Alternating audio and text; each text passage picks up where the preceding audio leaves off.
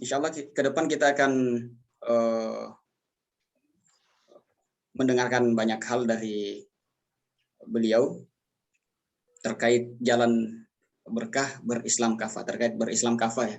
Dari tema sendiri saya ini menerka-nerka ada dua kemungkinan dari tema yang berusaha tadi saya terka-terka itu, sebelum nanti ya lebih pastinya disampaikan oleh antum ya.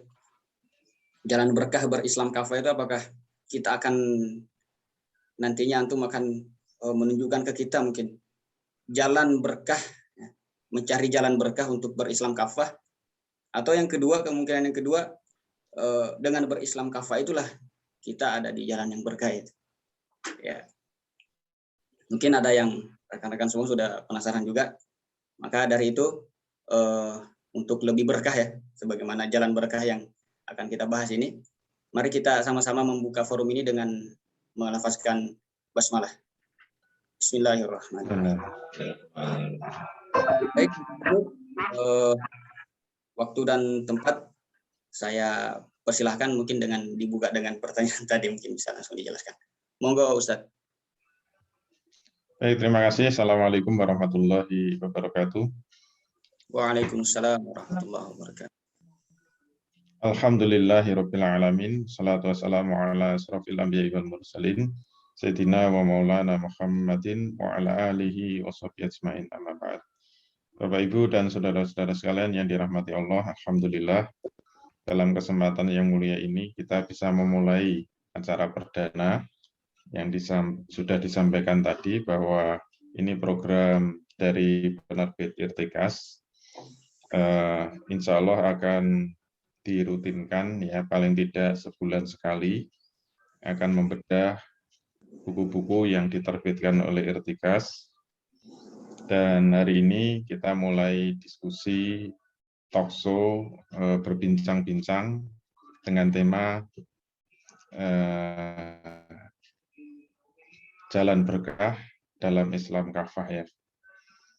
Nah, kenapa ini perlu kita bahas? Karena memang sekarang ini kita dihadapkan pada dua pilihan ya, yang dipegang oleh umat Islam.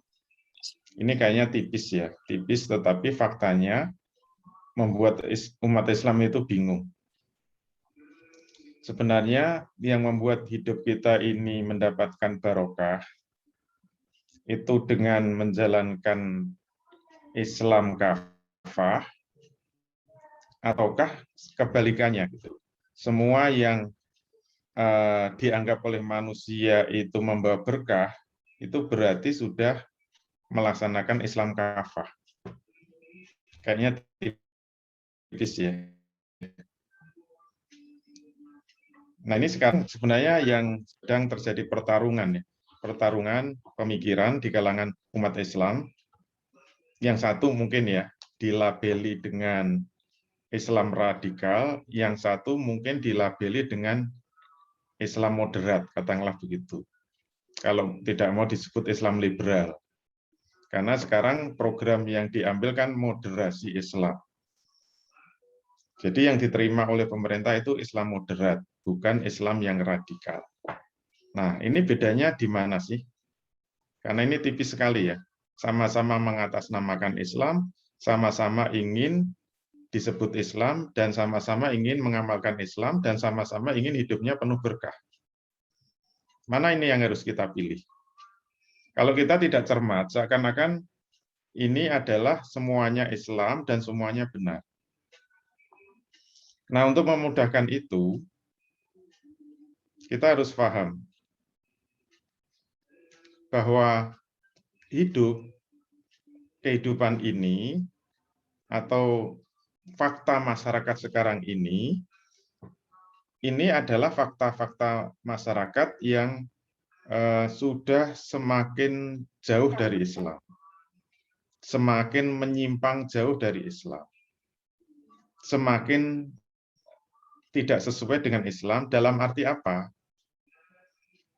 Nah, biasanya kalau kajian ilmiah langsung disebut dalam arti kalau diukur dengan ukuran teks-teks Al-Quran dan As-Sunnah. Ini sudah semakin jauh. Misalnya saja, kalau Al-Quran mengatakan wa harrama riba, Allah telah mengharamkan riba. Nah, sekarang ekonomi hidupnya diatur dengan riba semua. Berarti kan sudah semakin jauh dari riba. Kalau Islam mengharamkan zina, wala taqrabuz zina, innahu kana fahisatan wa sa'a sabila. Allah mengharamkan zina. Tapi sekarang zina merajalela.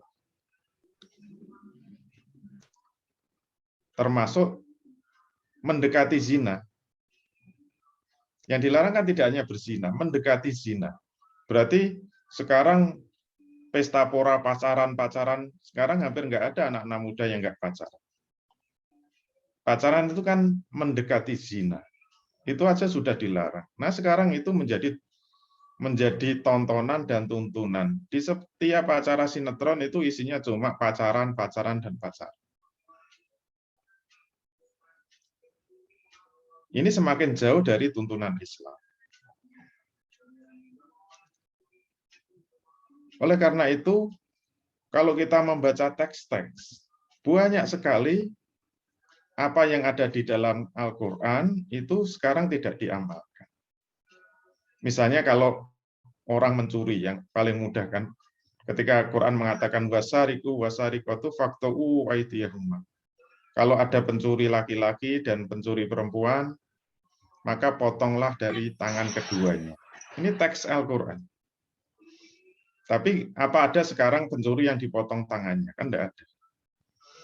Kalau ada pembunuh, ya ayyuhalladzina amanu kutiba alaikumul qisasu fil qatl.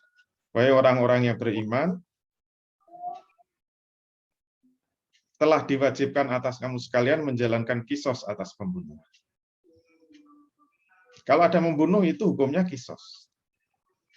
Tapi sekarang nggak ada pembunuh itu dikisos. Kisos itu harus setara dengan apa yang dilakukan.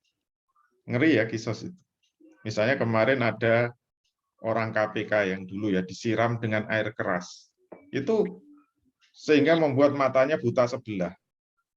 Itu bisa menuntut kisos. Ya kisosnya disiram juga pakai air keras.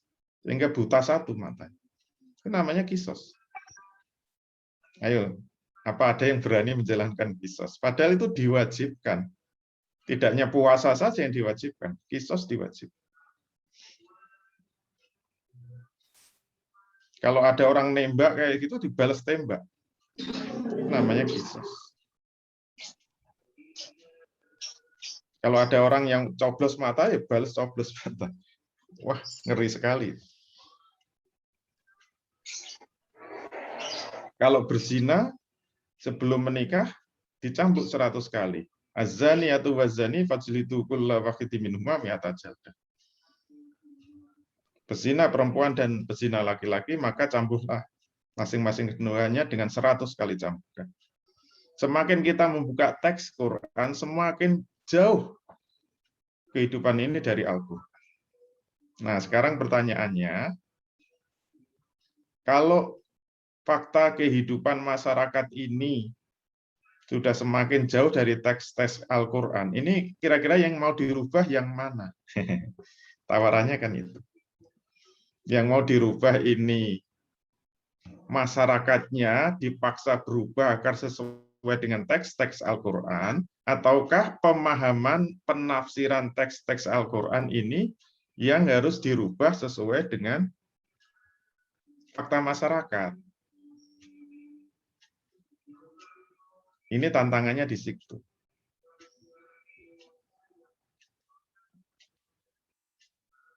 Ini tantangannya di situ. Sehingga dua-duanya merasa tidak meninggalkan Quran.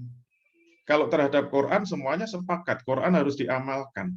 Nah, pengamalannya itu yang direinterpretasi itu penafsirannya, atau masyarakatnya harus dipaksa berubah sesuai dengan penafsiran tekstual dari ayat Al-Quran.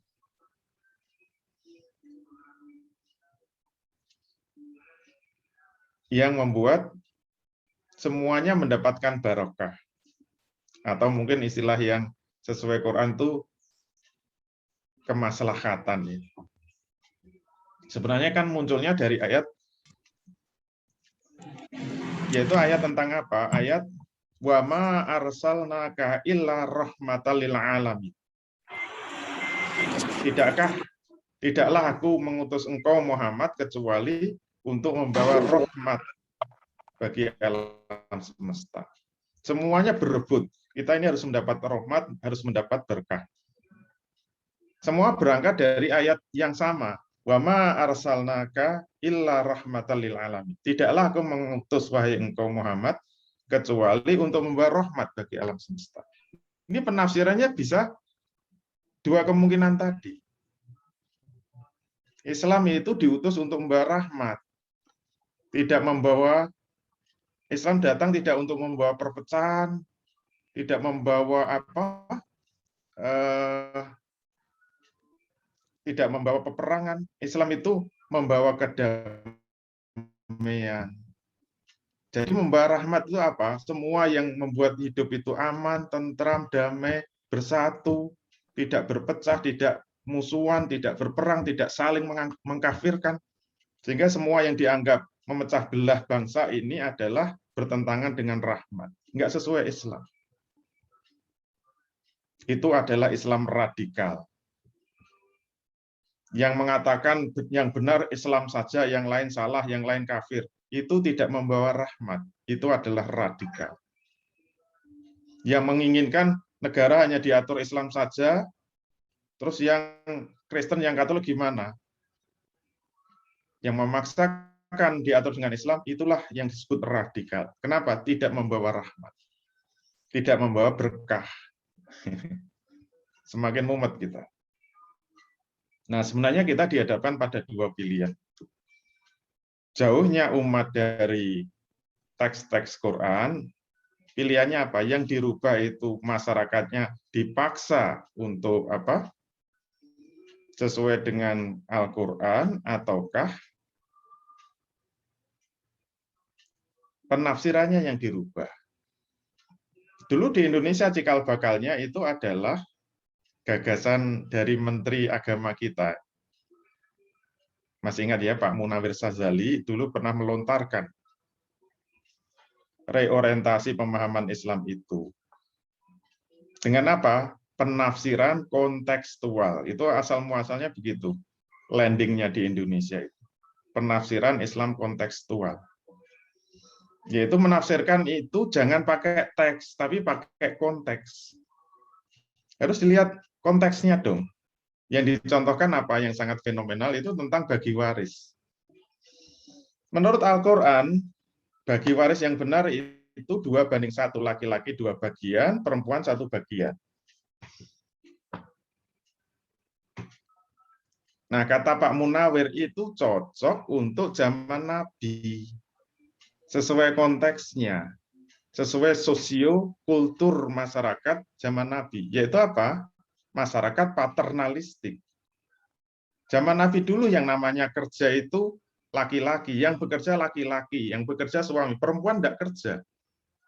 Berarti yang wajib memberi nafkah itu laki-laki, yang menanggung nafkah itu laki-laki.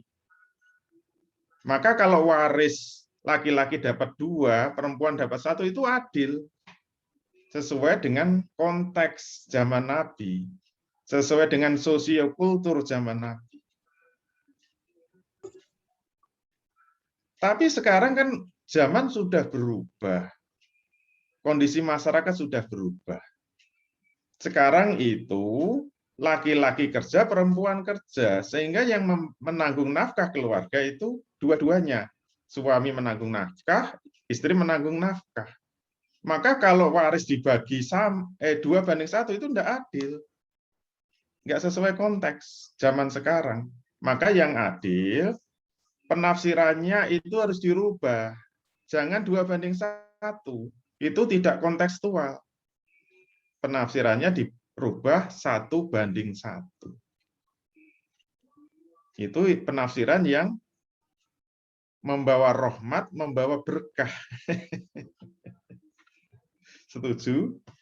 Ya, kalau setuju yang diambil ini saja, yang disebut Islam kafah itu yang membawa berkah itu yang kontekstual, gitu, yang kontekstual.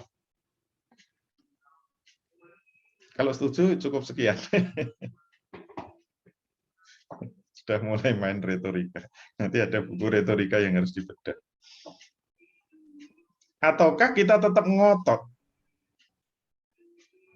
Kalau kita tetap ngotot, ya apapun yang terjadi, masyarakat harus dipaksa agar mengikuti teks Quran, yaitu tetap 2:1. Mau masyarakatnya berubah, mau enggak, yang namanya hukum waris itu sudah tetap, sudah enggak mungkin dirubah sampai akhir zaman, sampai hari kiamat. Tetap 2:1. Ayo, kita mau milih yang mana?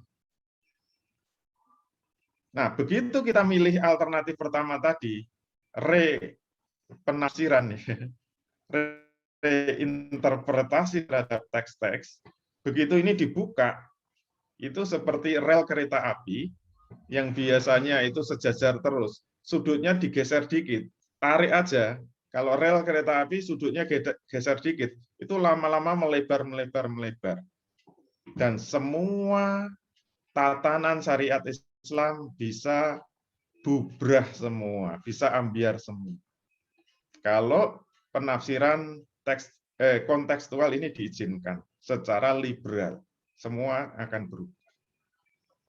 Berarti penafsiran harus mengikuti konteks. Dan buktinya murid-muridnya sudah bertumbuh banyak. Salah satunya ya. Mungkin termasuk mantan dosennya Mbak Eri. Karena Mbak Eri dulu lulusan STAIN, sekarang jadi IAIN. Nah, mungkin dulu sempat diajar juga. Dosennya Mbak Eri dulu menulis disertasi di UIN Jogja ya. Tentang apa? Zina. Kalau mengikuti teks, zina itu kan haram. Kayak tadi ayatnya kan. Wala taqna innahu kana fahisatan wa sa'a sabila.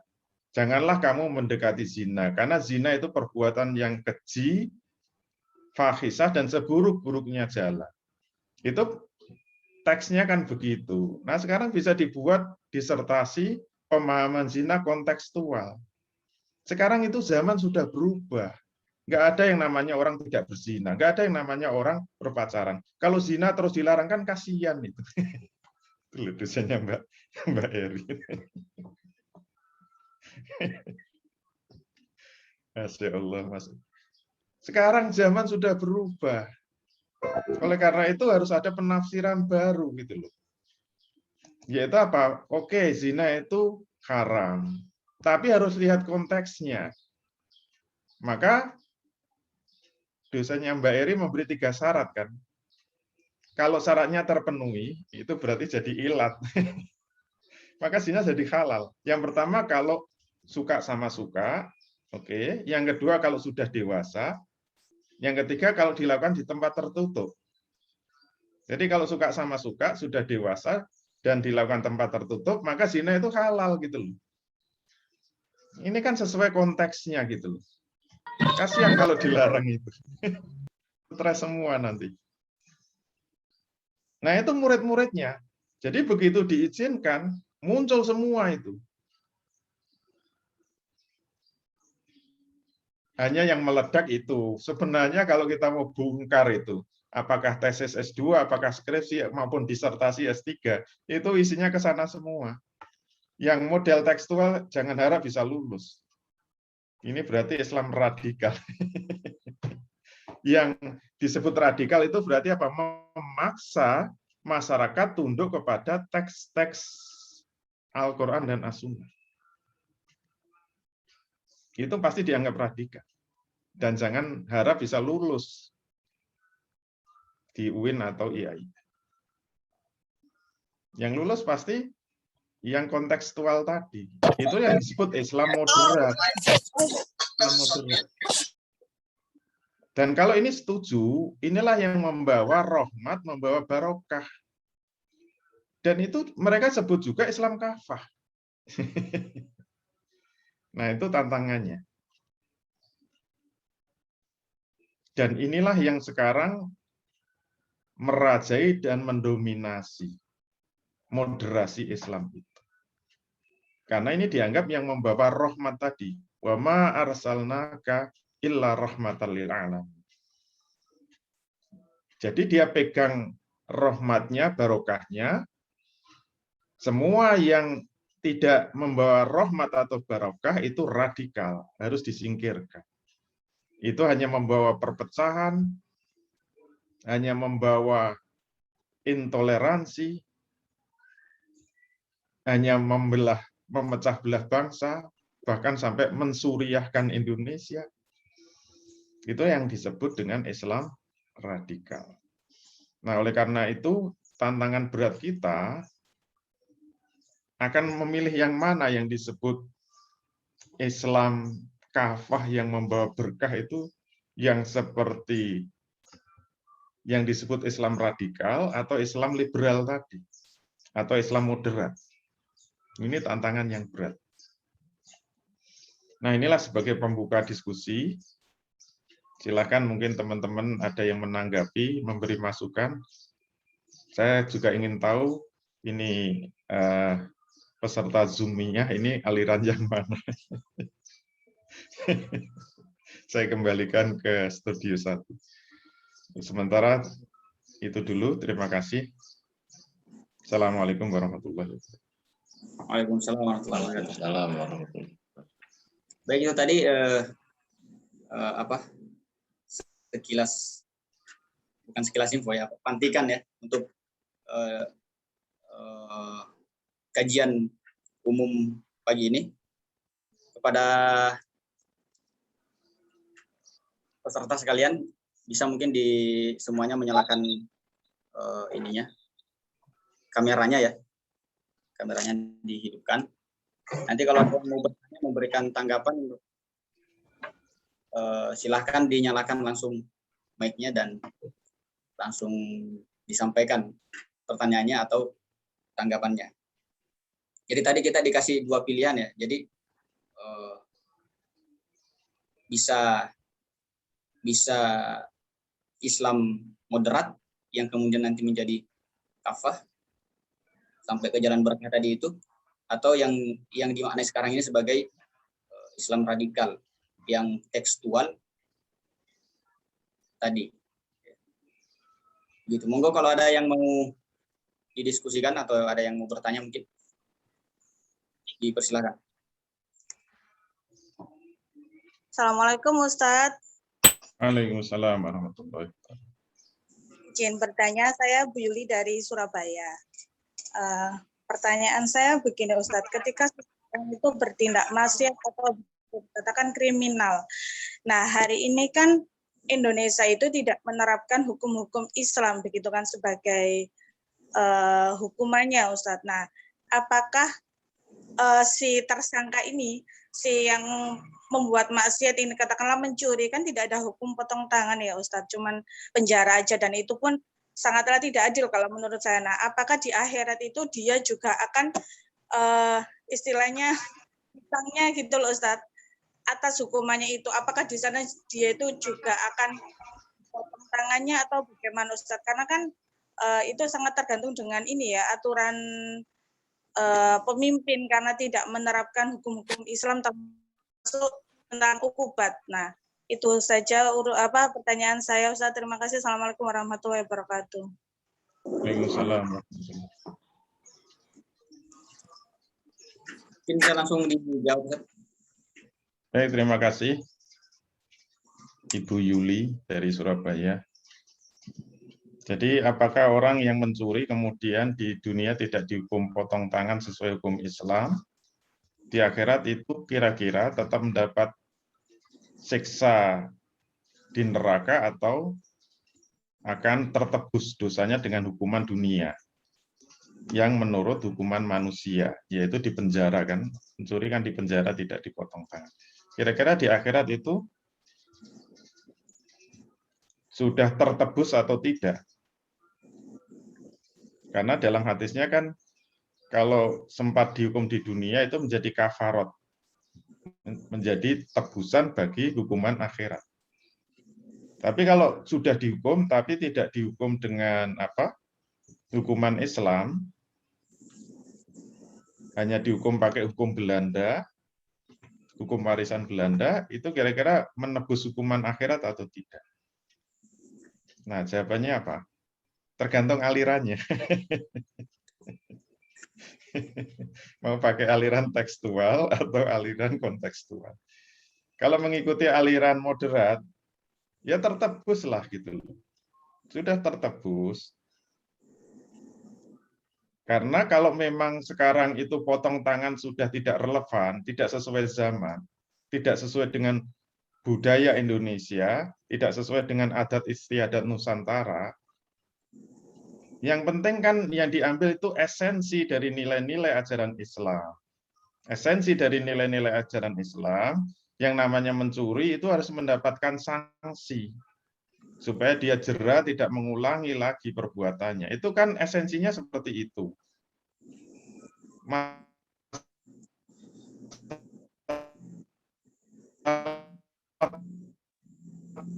Bentuk hukumannya tidak harus sepelenya. Inilah yang membuat Islam itu menjadi rahmat. Bisa diterima oleh semua umat, baik umat Islam maupun non-Islam. Karena tidak memaksakan dengan teks. Yang penting apa? Nilai-nilai Islamnya tertangkap. Maka kalau dianggap ini hukuman penjara, hukuman kurungan itu tidak melanggar nilai-nilai Islam, atau masih sesuai dengan nilai-nilai Islam, berarti itu sudah sesuai dengan hadis, akan menjadi kafarat bagi hukuman akhirat. Bisa menebus, itu aliran liberal. Kalau masih terikat dengan teks hadis tadi, memang ujungnya apa? Kalau dia itu melanggar, misalnya mencuri, tidak dihukum dengan hukuman Islam, kata Allah, bisa saja Allah mengampuni, bisa saja Allah tetap menyiksa di neraka. Ternyata opsinya tetap dua, kalau mengikuti teks. Allah bisa mengampuni, bisa tidak. Berarti ini memang masih tergantung dari pertaubatannya. Kalau dia taubatannya benar-benar taubat nasuha, ya mungkin saja diampuni. Kalau enggak, tetap disiksa di akhirat. Tapi kalau dihukum sesuai dengan hukum Islam, jaminannya itu sebagai kafarat. Kalau dia mencuri, dipotong tangan, itu sudah dijamin Rasul, itu akan menjadi kafarat besok di akhirat. Kalau berpegang pada teks. Tapi kalau dihukum dengan hukuman buatan manusia, mungkin dimaafkan, mungkin tidak. Ayo, mau milih yang mana? Gitu ya, Allah. Baik, begitu Pak jawabannya, Mbak Yuli tadi ya. Ustadz boleh break sebentar. Nah, kalau misalnya ini Ustadz justru apakah di dalam Islam itu juga, ini kan di Indonesia kan juga sebenarnya kan sudah ada hukum mati ya Ustadz, tapi menurut saya ini ya, tapi nggak tahu lagi kalau memang di dalam Islam itu juga diatur. Seperti orang yang ini Ustadz, apa pengedar sabu yang sudah di atas ini kan biasanya di atas rata-rata sampai berpuluh-puluh kilo itu kan juga hukumannya ada hukuman mati. Seperti di Indonesia kan pernah ada orang Surabaya juga, Bapak Ferdi itu kan juga dihukum mati sampai ditembak seperti itu. Nah, bagaimana Islam memandang seperti itu? Apakah hukumannya itu sudah tepat ataukah malah kayak yang justru yang dihukum mati malah nggak dihukum mati? Misalnya orang membunuh orang tanpa alasan yang syar'i itu kan juga harus dihukum mati balik gitu kan Ustadz. Nah, justru ini yang tindak kriminalnya itu bukan membunuh tapi dihukum dengan hukum yang ini yang berat sekali seperti membunuh gitu loh Ustaz. Maksudnya tersangkanya ini dibunuh balik gitu loh Ustaz atas kemaksiatan yang sudah dia lakukan. Itu bagaimana Ustaz? Iya. Baik, terima kasih. Jawabannya mau aliran apa?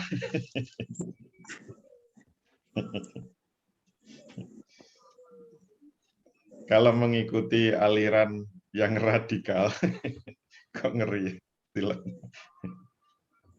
Apa syarat amal itu diterima? Apa syarat amal itu diterima? Syaratnya kan dua. niatnya benar atau asasnya benar, yang kedua amalnya itu benar. Berarti kalau amalnya itu kebetulan benar, tapi asasnya itu tidak benar, tetap tertolak. Jadi jangan tergesa-gesa mengatakan yang penting ini hukumannya kan sudah sama. Belum tentu, belum tentu.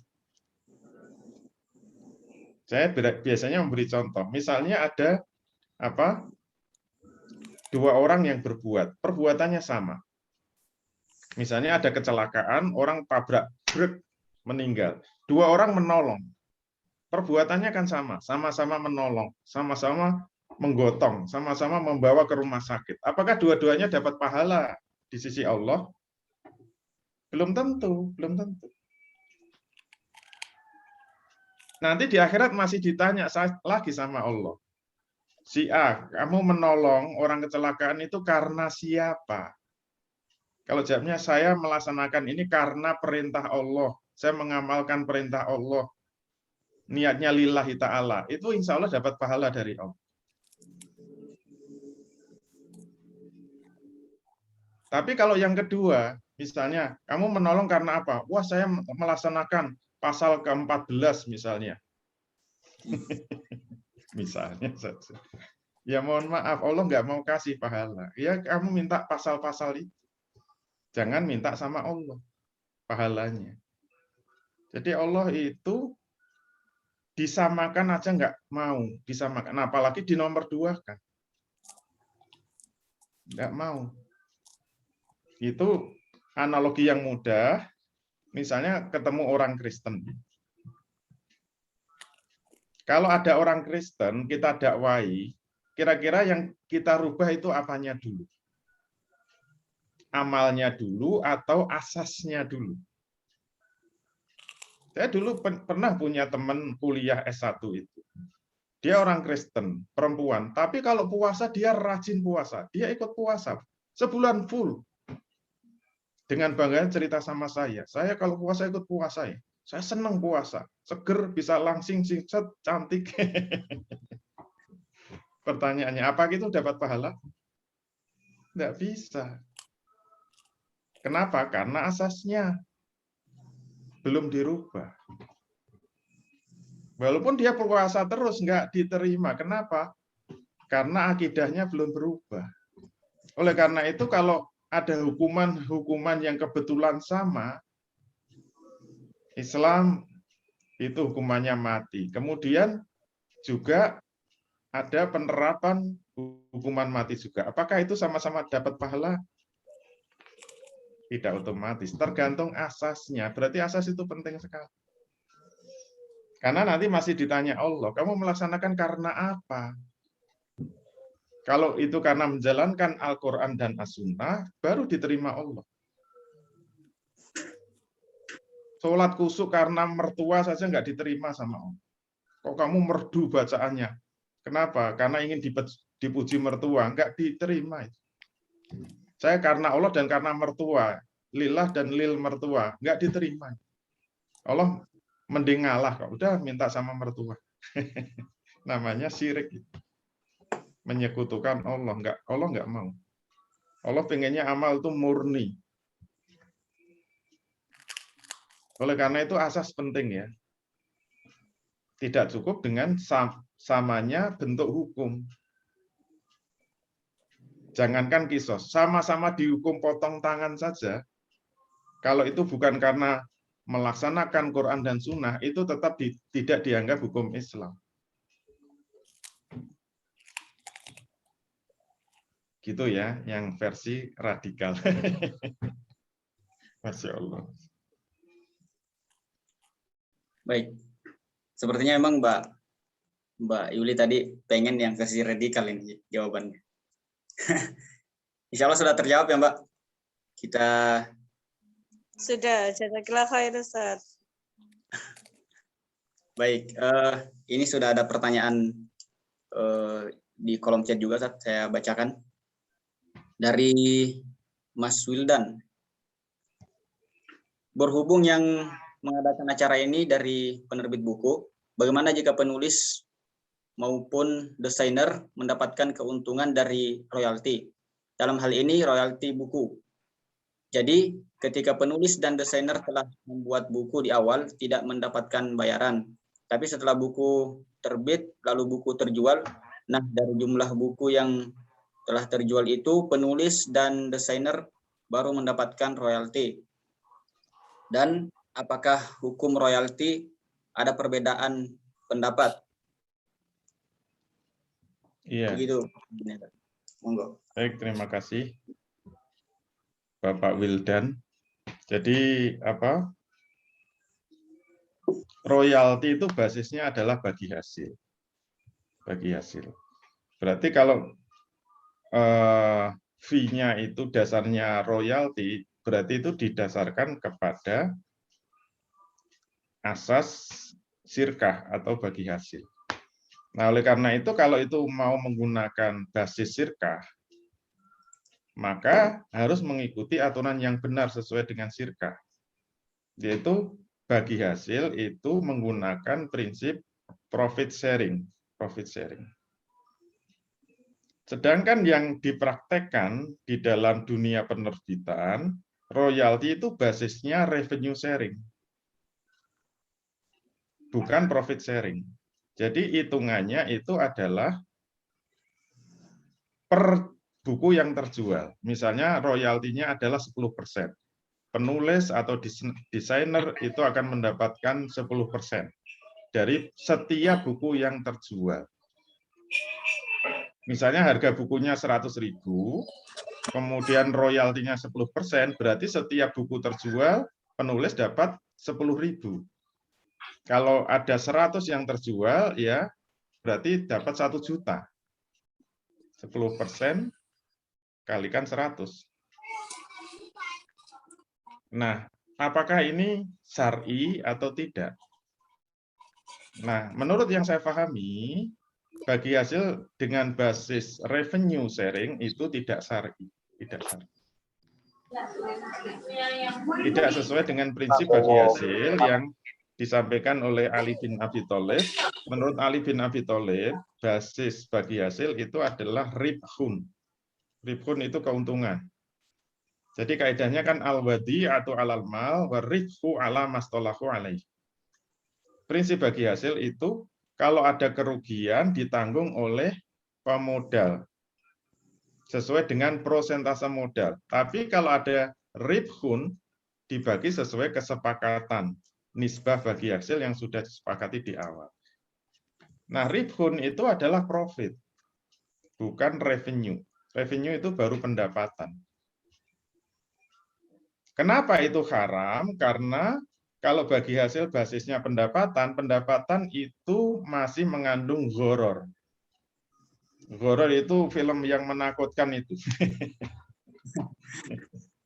Itu film gharar. Horor, Ustaz. Gharar ya, bukan horor. Terus apakah ada perbedaan pendapat di kalangan ulama itu ada di akhir tadi? Ya, memang ada yang membolehkan revenue sharing. Itu yang diterapkan di bank syariah itu kan. Yang kuliah di Hamfara mesti ada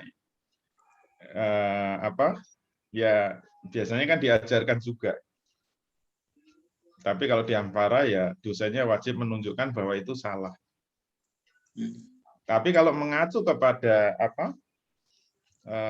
standar bank syariah yang sudah dilegalkan oleh DSN MUI, bahwa basis perhitungannya dengan revenue sharing, berarti kan ada yang membolehkan. Karena MUI itu prinsipnya bukan mencari pendapat yang kuat, tapi pendapat yang mudah, yang bisa diamalkan. Kaidahnya itu menggunakan at-taisirul manhaji. At-taisirul manhaji itu metode yang paling mudah yang bisa diamalkan, bukan yang kuat. Kalau kita belajar usul fikih, harusnya pendapat yang ditarjih, yang dipilih itu kan yang kuat. Karena kaidahnya al-amalu bil rajih wajibun wal amalu bil marjuh mumtaniun. Mengamalkan pendapat yang kuat itu hukumnya wajib. Sedangkan mengamalkan pendapat yang lemah itu hukumnya tertolak, tidak diterima. Jadi MUI itu sebenarnya tahu mana yang kuat, mana yang lemah. Tapi karena sudah dikotai, dikungkung oleh kaidah prinsip-prinsip MUI, saya nggak tahu yang meletakkan dasar prinsip-prinsip MUI dalam berfatwa itu siapa. Itulah yang membuat semua yang duduk di MUI harus menyetujui kaidah itu, at-taisirul manhaji. Yang dipilih bukan yang kuat, tapi yang bisa diamalkan, yang mudah diamalkan. Kontekstual. Maka yang dipilih adalah yang revenue sharing gitu loh. Tapi kalau kita menggunakan pendapat yang kuat, semua yang gharar itu haram. Karena pendapatan itu belum keuntungan, belum ribhun. Misalnya biasanya salah satu penggunaan royalti itu pada franchise ya. Franchise itu juga menggunakan basis royalti. Misalnya ada franchisee ya, cabang dari misalnya restoran yang sudah ada brandnya misalnya. Yang tukang buat brand itu kan Syafaat. Ternyata brand itu mahal, bisa digunakan untuk franchise. Misalnya ada warung makan yang sudah menggunakan brand itu, salah satu kewajibannya membayar royalti. Misalnya 10% dari semua revenue-nya. Itu namanya royalti, 10% dari pendapatan. Misalnya pendapatan warung itu sebulan 100 juta. Kan harus disetor 10 juta itu sebagai royalti. Benarkah itu keuntungan? Kan belum tentu, kan harus dikurangi biaya dulu. Coba bayangkan kalau ternyata pendapatannya 100 juta, tapi biayanya 120 juta. Itu kan sebenarnya rugi 20 juta. Sudahlah rugi 20 juta, suruh membayar 10 juta. Ruginya jadi 30 juta. Itu bagi untung apa bagi rugi? Itu namanya zolim itu. Berarti yang namanya revenue itu belum keuntungan, masih horor. Itu yang disebut horornya di situ. Itu anak-anak takut kalau lihat film horor. Sudah mulai error. Nggak boleh itu. Baik. Gitu ya, Allah. Begitu Mas Wildan. Insya Allah terjawab ya. Ini kemudian masih ada di kolom chat, Ustaz. Assalamualaikum, Ustaz. Tadi ada menyinggung tentang kisos-kisos tuh. Dalam hukum Islam itu bagaimana penjelasan Ustaz? Dan bagaimana hukumnya tentang kisos-kisos tadi, Ustaz? Penjelasan dan hukum kisos. Jadi hukum Islam itu dibagi 4 ya. Ada hudud, ada jinayat, ada takzir, ada mukhalafah. Nah, kisos itu termasuk jinayat, bukan hudud.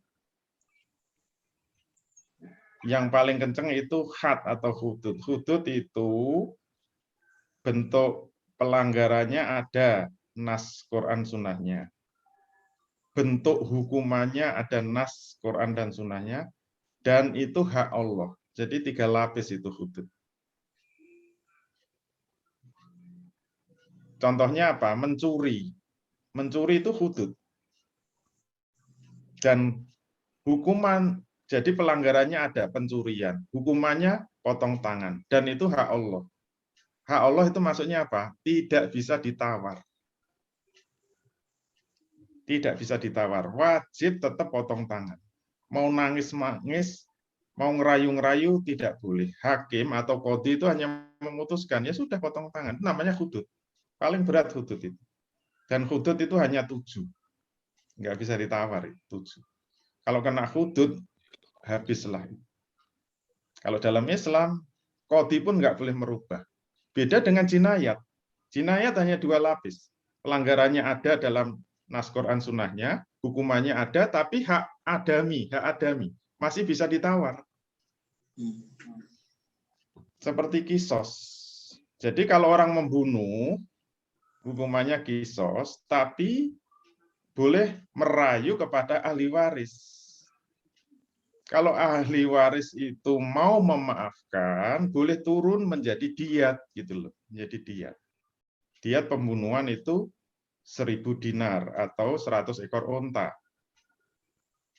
60 diantaranya harus bunting. Wah, berat itu nyarinya. Itu diat untuk pembunuhan yang disengaja. Yang bisa kisos hanya yang disengaja. Pembunuhan itu ada 3 tingkatan juga. Ada pembunuhan sengaja, setengah sengaja, dan tidak sengaja. Yang bisa dikisos itu hanya yang sengaja. Kalau setengah sengaja, tidak sengaja nggak bisa. Hanya maksimal diat. Nah, kisos itu ternyata tidak hanya pembunuhan. Ternyata kisos itu semua bentuk kezaliman yang dilakukan orang kepada orang lain. Kalau kezaliman menimbulkan kematian, kisosnya itu sempurna. Itu namanya satu diat. Satu diat itu 1.000 dinar atau 100 ekor unta tadi. Tapi kalau tindak kezalimannya itu misalnya tangannya dipotong, itu kenanya setengah diat. Jadi kalau nggak mau balas potong tangannya, itu bisa diat tapi cuma setengah diat. Setengah diat berarti 500 dinar. 1.000 dinar itu kira-kira 4 miliar sekarang. Kalau setengah diat berarti 2 miliar. Itu kisos caranya. Kalau jari-jari ini ada 10 ya. Kalau kemudian orang menzolimi, satu jarinya dipotong, itu kena 1/10 diat. 1/10. Satu jari ini 1/10. Berarti nilainya kira-kira 400 juta satu jari. Bisa untuk beli Pajero 1 second. Kalau dipotong jarinya. Kalau nggak mau kisos. Kalau maunya kisos ya yang memotong jari dibalas potong jarinya. Kalau nggak mau, boleh meminta diat 1/10. Gigi juga gitu. Kalau ditonjok giginya rontok 1, itu nanti dihitung jumlah giginya. Kalau giginya 32, rontok 1, kisos diatnya itu 1/32 kisos diat. Berarti 4 miliar dibagi 32, hitung sendiri. Itu jinayat ya, bukan had. Ya, selanjutnya nanti bisa dibaca di kitab Nizam Uqubat. Nggak tahu Irtikas menerbitkan atau enggak terjemahannya. Terjemah. Kayaknya Irtikas mulai main di buku terjemahan-terjemahan. Ini yang pertama apa? Peraturan hidup dalam Islam ya. Ini buku terjemahan pertama. Mungkin bukunya kayak apa, Mbak? Oh, ini edisi perdana untuk buku terjemahan ya. Tapi aslinya juga kita terbitkan. Jadi kalau mau dua-duanya ada aslinya, ada terjemahannya. Namanya Peraturan Hidup dalam Islam. Kitab aslinya Nizam Islam. Nah, disitulah nanti bagi yang bingung dengan aliran-aliran tadi terjawab dalam kitab ini. Apakah memilih yang liberal atau yang rahmat lah, jangan sebut. Jangan sebut radikal. Aliran yang barokah. Dijamin itu sudah Islam kafah sesuai dengan syariat. Lengkap itu satu buku. Makanya judulnya Peraturan Hidup dalam Islam. Kafah itu. Yang benar-benar rahmat, bukan yang liberal tadi. Makanya pembahasannya dimulai dari akidah, thoriqul iman. Jalan menuju imannya harus benar, kalau enggak jadi liberal itu. Hati-hati.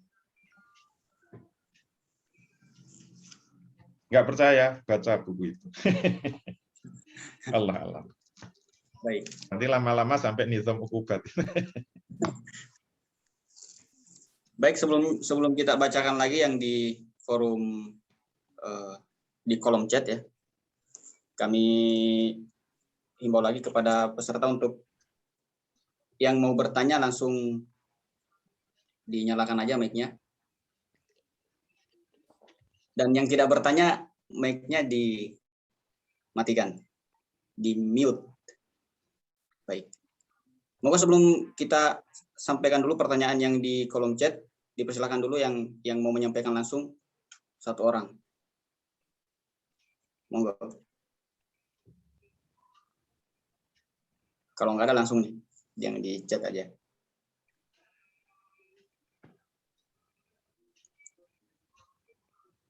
Baik, berikutnya di kolom chat sudah ada lagi.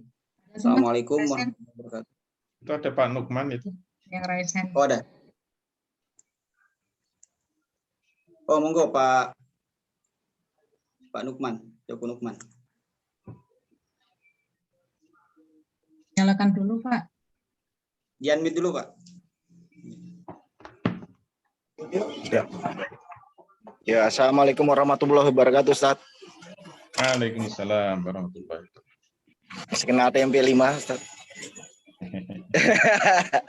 Alhamdulillah ketemu lagi. Alhamdulillah ketemu lagi. Ustaz, ini kita balik lagi ke dasar aja, Ustaz ya. Bisa dibilang kan Islam itu kalau kita berpatokan pada Rasul atau tabiin di bawahnya kan jauh sekali dengan apa yang kita alami sekarang, Ustaz. Jadi kadang-kadang saya berpikir ini Islam itu perjalanan atau dengan syahadat kita sudah Islam, Ustaz. Karena gini, apakah dengan melaksanaan rukun Islam aja kita sudah bisa dibilang menjadi Muslim yang baik, Ustaz? Terima kasih, Ustaz. Gitu aja. Assalamualaikum warahmatullahi wabarakatuh. Waalaikumsalam. Terima kasih Pak Nukman. Biasanya berat-berat pertanyaan. Kayaknya malu-malu. Beda offline sama online. Betul, Ustaz. Kalau offline kayaknya sadis pertanyaannya. Sadis. Baik, terima kasih Pak Nukman. Jadi orang Islam itu gimana sih? Apakah kalau sudah syahadat sudah resmi? Jadi memang ada Islam yang dihukumi dalam hukum dunia ini. Tapi ada Islam yang nanti akan dihukumi besok di akhirat. Kalau Islam dunia ini, semua orang yang sudah bersyahadat itu harus dihukumi sebagai Muslim. Apapun kelakuannya. Misalnya dia banyak maksiat, nggak pernah sholat, itu tetap harus dihukumi Muslim. Kalau mati ya harus dirawat sesuai dengan hukum Islam. Harus dimandikan, dikafani, disolati, dikuburkan sesuai Islam. Walaupun nggak pernah sholat, tetap harus dihukumi Islam. Tapi di akhirat bagaimana ya terserah Allah. Karena Allah akan... Wah, ini sama pedagang soto.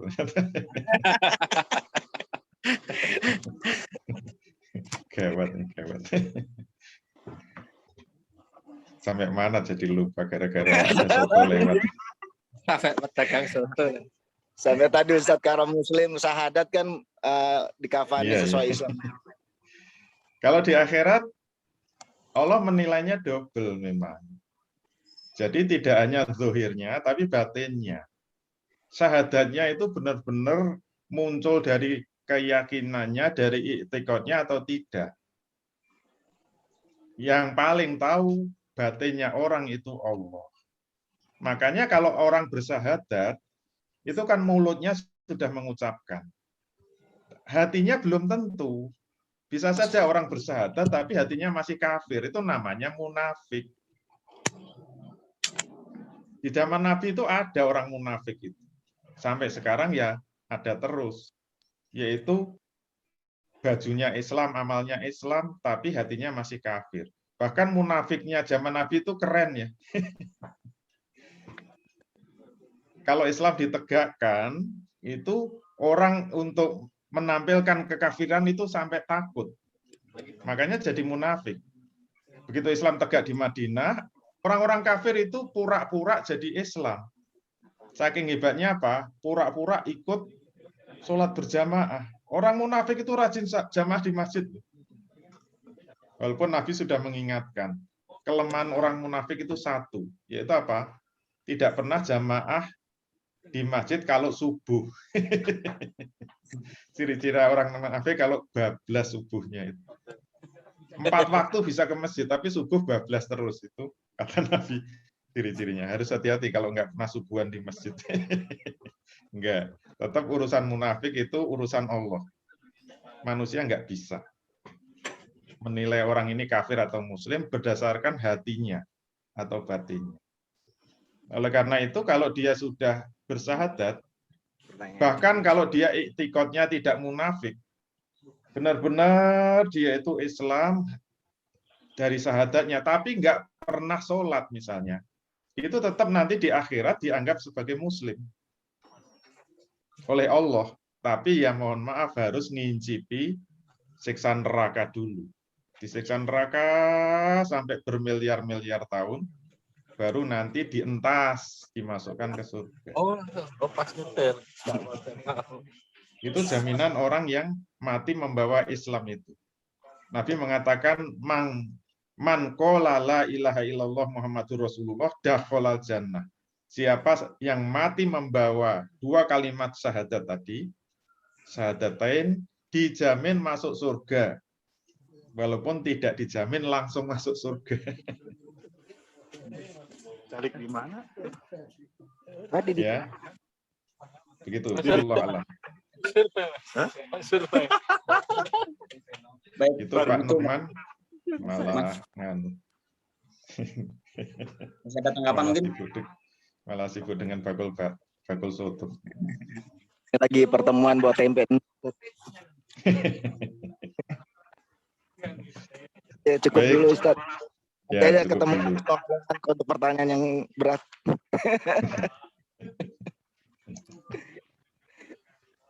Oke, silakan berikutnya. Ya, baik. Berikutnya, Assalamualaikum warahmatullahi wabarakatuh. Afwan, izin bertanya, bagaimana hukumnya dalam Islam menjadi dropshipper? Iya. Dropshipper itu konsepnya segitiga ya, segitiga. Segitiga itu berarti ada 3 pihak. Yang disebut dropshipper itu menjual barang yang belum dimiliki, berarti hanya foto-foto saja. Kemudian kalau ada yang beli, membayar atau mentransfer, kemudian dropshippernya tadi menghubungi penjualnya atau suppliernya untuk mengirim langsung kepada pembelinya. Skema segitiga ini yang disebut dropshipping. Dropshipping. Pelakunya disebut dropshipper. Boleh atau tidak? Tergantung akadnya. Kalau dropshipper itu akadnya jual beli dengan pembeli, dengan customer, itu tidak boleh. Kenapa? Karena terkena hadis la tabi ma laisa indak. Janganlah kamu menjual apa-apa yang belum kamu miliki. Belum kamu miliki. Jadi dropshipper itu belum punya barang, maka jangan jualan. Tapi kan ada akad salam, boleh pesan. Oke, pesan itu boleh, syaratnya apa? Syaratnya barangnya harus barang misliat, yaitu barang yang bisa ditakar, ditimbang, dan dihitung. Pesan boleh, tapi kalau itu barang misliat tidak boleh dropshipping. Semua barang misliat harus takobud dulu. Tidak boleh langsung dropshipping, langsung dikirim dari supplier kepada pembeli, nggak boleh. Karena Nabi mengatakan apa? La tabihu kata takbidoh. Janganlah kamu jual lagi itu barang sebelum kamu terima barang, sebelum maktub. Jadi nggak boleh langsung dropshipping.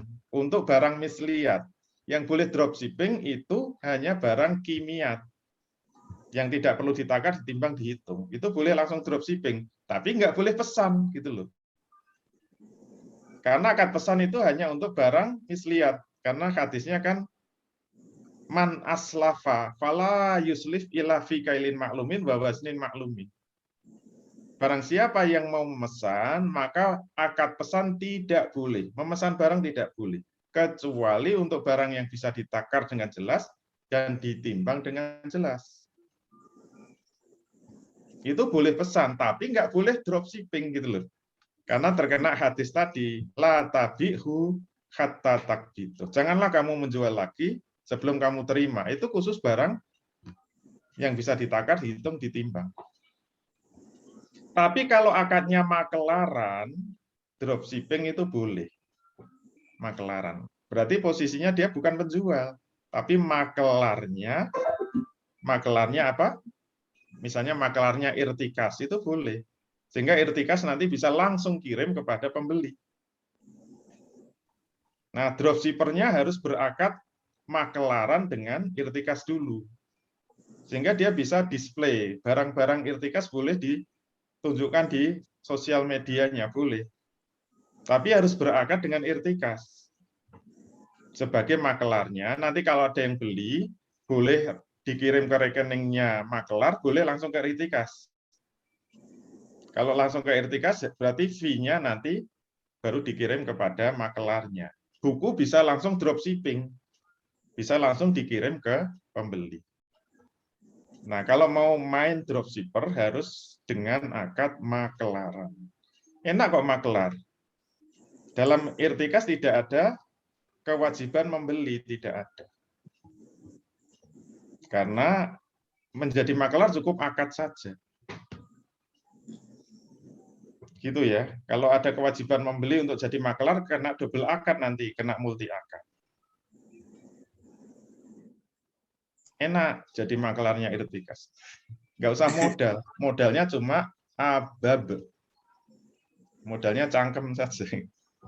Kalau nggak bisa menawarkan dengan lisan, bisa dengan tulisan. Karena kaidahnya al-kitabatu kal khitab. Tulisan bisa mewakili lisan lewat sosial media, gitu kan? Nggak bisa diajari Mbak Eri. Itu jagonya sosmed. Sudah kursus sampai bayarnya mahal-mahal loh itu. Kalau nggak jago sosmed, diragukan itu kursusnya lulus apa enggak. Mau jadi Gitu ya. makelar hubungi saya berarti. Mau jadi makelar nanti bisa hubungi saya. Oh iya. Enak langsung ngomong aja nggak apa-apa. Ngomong itu sudah akad. Mbak Eri, saya mau jadi makelar, dapat fee berapa? Gitu. Ya nanti dirembuk sama Mbak Eri. Karena saya nggak ngerti fee-nya berapa. Mungkin masing-masing buku beda-beda. Gitu ya? Iya. Itu Ini karena kucing aja mau jadi makelar kok. Iya. Ini karena lumayan ini tadi ya. Barangkali mungkin ada referensi tulisan atau dalam bentuk buku untuk penanya mungkin kalau belum bisa begitu paham di forum ini. Barangkali. Iya. Kalau buku saya, ya memang ada yang penerbitnya bukan irtikas ya. Itu yang buku yang diterbitkan Darus Sakofi, tapi bisa melalui irtikas juga. Jadi kalau yang ada pembahasan itu memang di buku Membangun Bisnis Syariah. Itu 2 jilid, jilid 1 dan jilid 2, dan itu ada di jilid 2. Tapi kalau bisa belinya jangan cuma jilid 2. Baik. Itu Darus Sakofi, tapi bisa dibeli ke irtikas juga bisa. Gitu ya. Mau jadi maklarnya juga boleh. Yang hubungi Mbak Eri lagi, nggak apa-apa. Jadi Mbak Eri nanti buku yang dijual tidak hanya dari irtikas tapi juga dari Darus Sakofi. Itu yang karangan saya ya, yang buku karangan saya tentang dropshipper atau jual beli online itu di buku Membangun Bisnis Syariah. Gitu ya, Allah. Begitu tadi Mbak yang nanya nih, Mbak siapa tadi? Ummul Haq syarat. Kemudian ada lagi pertanyaan. Assalamualaikum Ustaz. Waalaikumsalam warahmatullahi. Mohon bertanya, ada model bisnis apa ini referral marketing. Satu, orang A yang menjadi agen kepada syarikat. Setiap sel diberi commission oleh syarikat. Kemudian A diizin oleh syarikat untuk rekrut B dan C untuk bina sales team. B dan C akan hantar order sendiri terus kepada syarikat.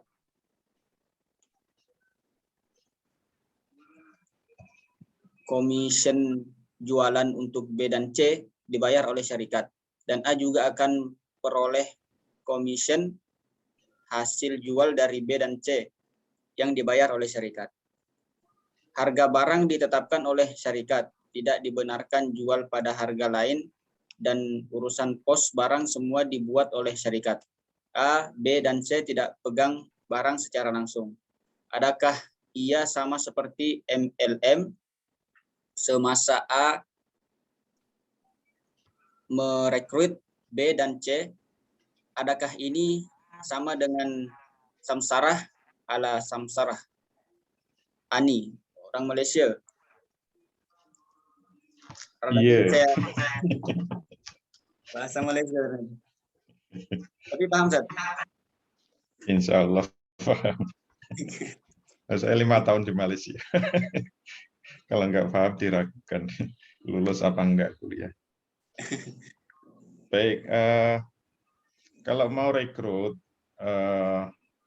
referral tadi ya, kemudian mendapatkan fee, itu boleh. Merekrut mendapatkan fee. Tapi fee-nya hanya sekali rekrut saja.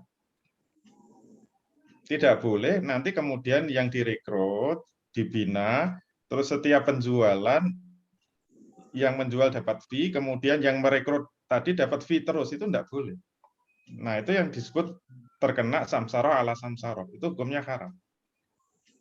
Jadi bolehnya dapat fee merekrut, itu hanya sekali saja. Dia berhasil merekrut orang untuk menjadi makelar, maka dia boleh mendapatkan fee.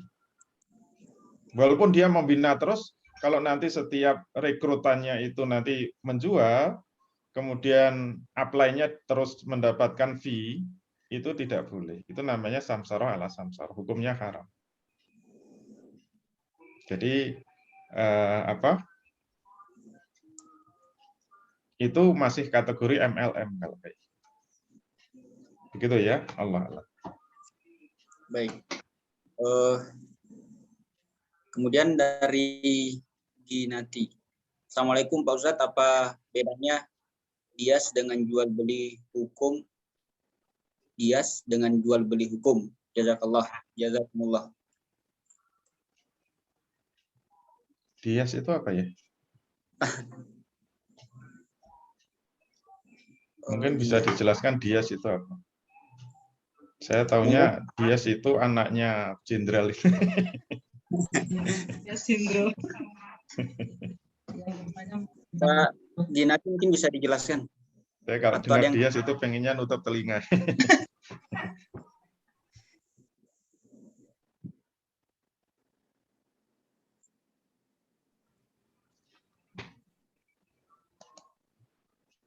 Mana Mbak?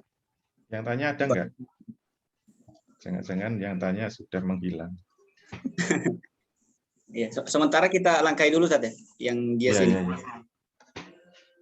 Kemudian ada dari ya, Assalamualaikum Ustaz. Ustaz Afan izin bertanya. Mana tadi?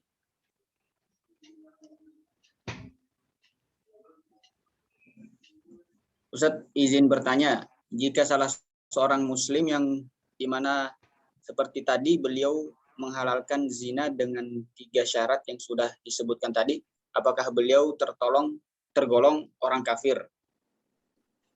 Balik lagi ke tadi. Dosanya Mbak Eri. Jadi pertanyaan Ustaz.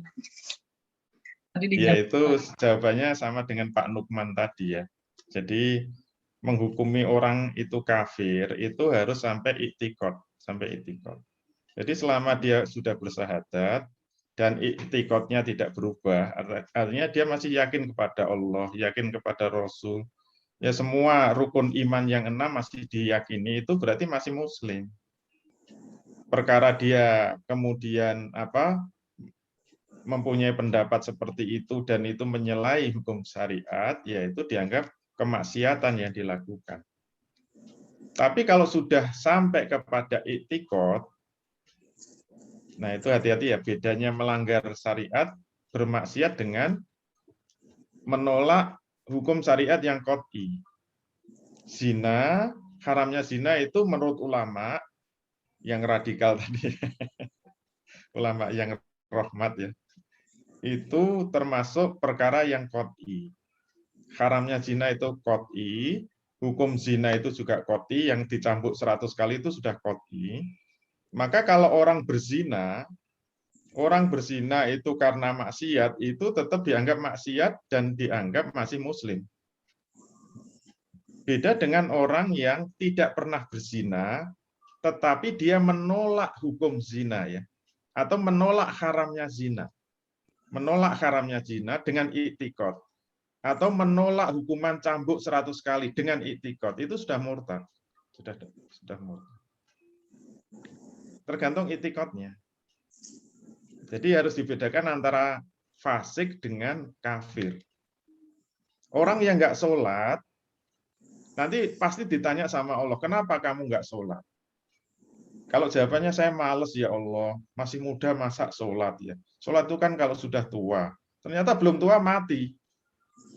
Berarti ditanya lagi, tapi kamu masih yakin sholat itu wajib? Iya, tapi kan untuk kalau sudah tua. Nah itu dianggap masih muslim. Dan dia masuk neraka dulu, tapi tetap nanti akan masuk surga. Tapi kalau nggak sholat, ditanya, kenapa kamu nggak sholat? Saya menolak wajibnya sholat. Sholat itu sudah kuno, kadaluarsa, nggak sesuai zaman. Masa zaman modern suruh sholat? Saya nggak setuju sholat itu wajib. Ini murtad. Ini murtad. Jadi beda antara orang tidak mau melaksanakan perintah Allah yang disebut maksiat atau orang fasik dengan orang yang kafir karena menolak hukum Allah. Nah, ibu-ibu ini harus hati-hati, termasuk poligami ya. Kalau nggak mau poligami itu nggak apa-apa, karena poligami mubah. Tapi menolak hukum poligami itu murtad. Bahaya itu. Bahasa Arabnya apa? Ya khaba. Nah, sekarang yang lagi rame itu masalah khilafah misalnya, khilafah. Kalau nggak mau memperjuangkan khilafah nggak apa-apa, itu dosa besar.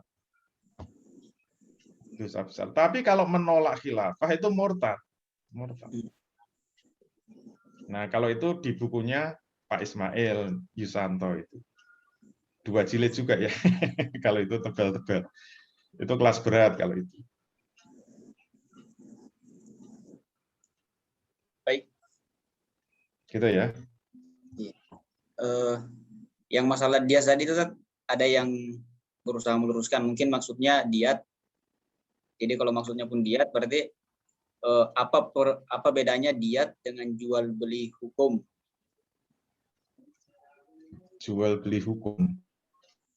Ya, kalau jual beli hukum itu suap ya, riswah, bukan diat. Jadi riswah itu uang yang dibayarkan untuk merubah hukum, Biasa, misalnya saja ya, dia harusnya bersalah, misalnya dia mencuri, kemudian harusnya dihukum 2 tahun penjara, terus dia nyuap hakimnya, kemudian akhirnya diringankan menjadi 3 bulan penjara.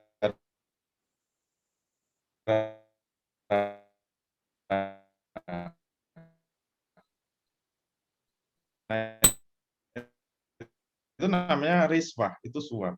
Karena itu bukan keputusan hakim, Diat itu harus keputusan ahli waris. Jadi terserah ahli warisnya, dia itu sudah merasa mendapatkan keadilan apakah dengan kisos? Kalau misalnya dia mikir-mikir ahli warisnya, ini kalau ini di kisos, ya sudah, yang membunuh akan mati, kita nggak dapat apa-apa. Padahal yang sudah mati ya sudahlah mati. Daripada dibalas kisos, kemudian kita nggak dapat apa-apa, mending bisa menuntut diat. Kalau memang menurut perasaan para ahli waris itu lebih merasa mendapatkan keadilan dengan diat, dia tinggal ngomong sama hakimnya. Hakim itu memutuskan sesuai permintaan ahli waris, bukan permintaan yang membunuh. Yang namanya jual beli hukum itu, yang membunuh itu yang bayar supaya dibebaskan dari hukuman. Itu namanya jual beli hukum. Kalau diat enggak, keputusannya di ahli waris, bukan yang bersalah. Bukan yang mau divonis. Jual beli hukum itu terjadi kepada yang mau divonis. Dia harus bayar hakimnya supaya vonisnya ringan. Kalau diat itu keputusan di tangan ahli waris. Dia boleh memilih kisos, boleh memilih diat. Itu pilihannya. Kalau menurut dia itu lebih bermanfaat dengan diat, ya tinggal ngomong. Saya minta diat saja. Maka diputuskan, Anda harus membayar 1.000 dinar atau 4 miliar. Tok, tok, tok, selesai. Itu bedanya jual beli hukum dengan diat. Kan dias ya. Jadi apa? Gagal fokus deh. Tapi Ustaz, Itu ya. apakah termasuk jual beli juga hukum juga kalau misal dari pihak ahli waris itu udah bimbang antara diat atau hukum mati aja gitu. Terus datang ke ahli warisnya iming-imingin harta yang lebih banyak daripada ketentuan syariat. Sehingga dia lebih memilih diat aja, Ustaz. Apakah itu termasuk jual beli hukum juga? Kan hukum tadi di tangan ahli waris. Ya itu boleh, boleh. Jadi pembunuh itu boleh merayu kepada ahli waris. Karena keputusan di tangan ahli waris. Diat itu sudah mahal kok dimiming lagi, itu gimana? Diat itu sudah 4 miliar. Mau dikasih 5 miliar, itu goblok banget itu. Jadi boleh.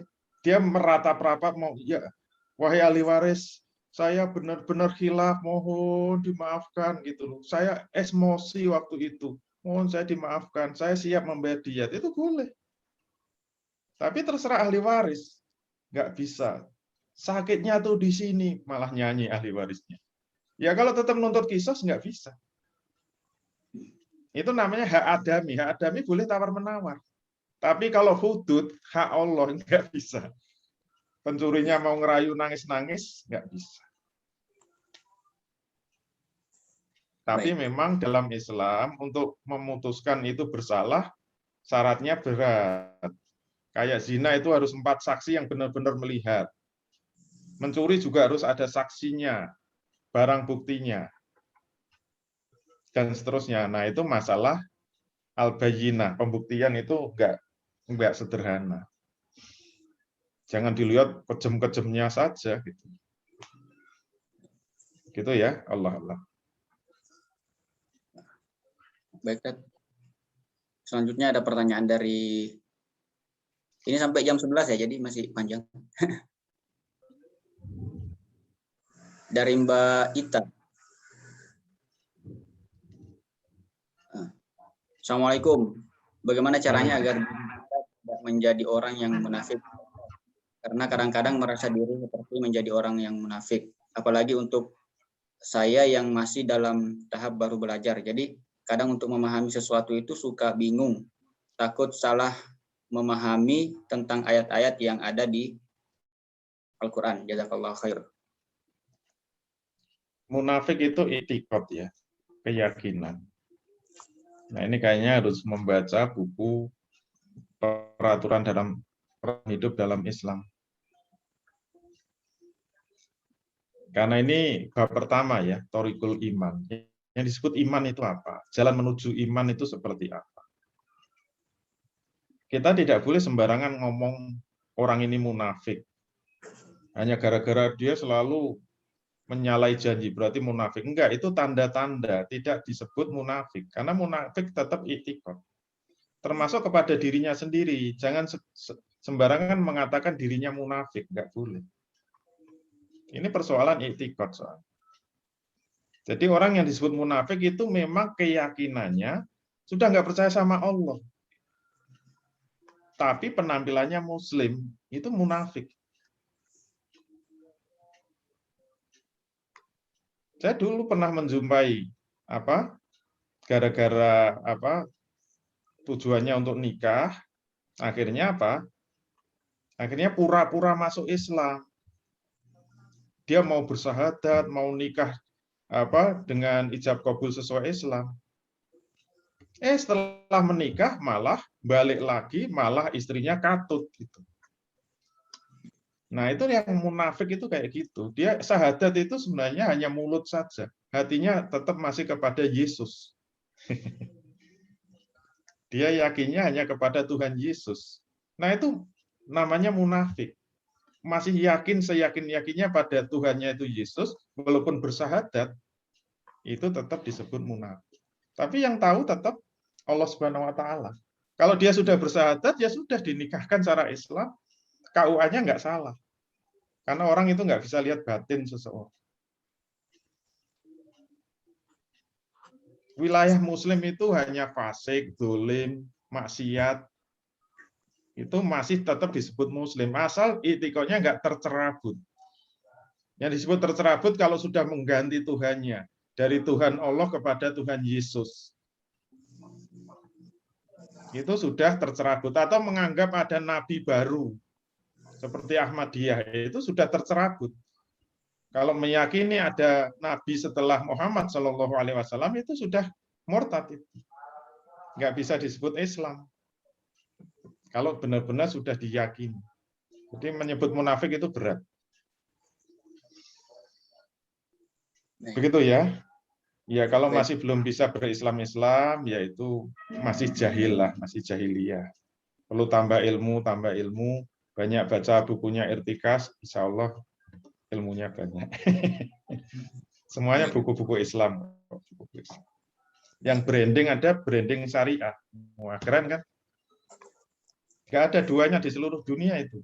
Karangannya Ustadz Andika Dwi Jatmiko. Itu kayaknya yang paling keren ya. Covernya. Isinya juga keren, full color. Buku saya aja nggak ada yang full color. Karena branding kan, bicara branding. Semuanya penuh dengan ilmu-ilmu keislaman. Insya Allah itu Tikas nggak ada yang buku umum nggak ada, semuanya buku Islam. Yang branding aja syariah, keren kan? Allah Allah. Baik, begitu Mbak Ita. Nanti bisa buat lebih menguatkan lagi, mungkin bisa baca tuh buku-buku Irtikas. Baik, ini masih dari Mbak Ita lagi, Ustaz, tentang makelar atau tentang marketer atau makelar tadi. Ketika ada akad harus bayar 100.000 untuk jadi marketer. Apakah kena hukum double akad? Yang 100.000 tadi dapat produk seperti brosur, katalog, dan satu produk untuk marketer. Bagaimana ya? Ya, kalau itu diwajibkan untuk menjadi makelar harus beli produk, bayar 100.000, nah itu terkena multi akad. Tapi kalau opsional, kalau mau jadi makelar, ya silakan berakad. Dan kalau mau beli buku ya silakan, enggak ya enggak apa-apa. Itu namanya satu akad, karena beli bukunya opsional. Tapi kalau diwajibkan, syarat menjadi makelar atau marketer itu wajib membeli produk awal, apalagi nanti ada istilah distributor, ada agen, ada reseller. Kalau mau jadi distributor harus beli sebesar 50 juta, kalau agen 25 juta. Itu multi akad, itu haram, nggak boleh. Tapi makanya dibalik, kalau mau mendapatkan diskon 50% dengan pembelian 50 juta bisa dapat diskon 50%. Nanti bisa jadi distributor, itu boleh. Karena mau jadi distributor atau enggak kan terserah. Tapi akadnya cuma satu. Membeli sebesar 50 juta, diskonnya 50%. Sehingga nanti kalau beli cuma satu ya tetap harga biasa. Bukan 50% lagi. Kalau tetap 50% berarti ada multi akad tadi, bukan opsional. Harus hati-hati, ini tipis. Kadang-kadang sering kepleset. Iya. Gitu ya, Allah. Baik. Selanjutnya dari Tami, Mbak atau Mas nih. Kalau anak yang dilahirkan dari perbuatan zina, apakah anak itu menjadi ahli waris dari si bapak? Ke sini nih pembahasannya. Ya nggak boleh. Itu namanya anak kandung, tapi bukan anak syar'i, bukan anak syar'i. Anak syar'i itu harus dari akad nikah yang sah. Walaupun itu darah dagingnya, tapi bukan anak secara syar'i. Makanya kalau nikah itu tidak bisa jadi wali, bapaknya nggak bisa jadi wali. Kalau bapaknya mati tidak bisa mewarisi. Anaknya itu nggak bisa mewarisi. Karena secara syar'i itu bukan anak. Gitu ya.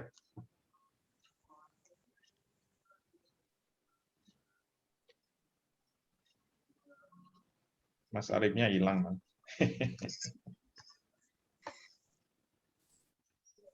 Mungkin cari anaknya.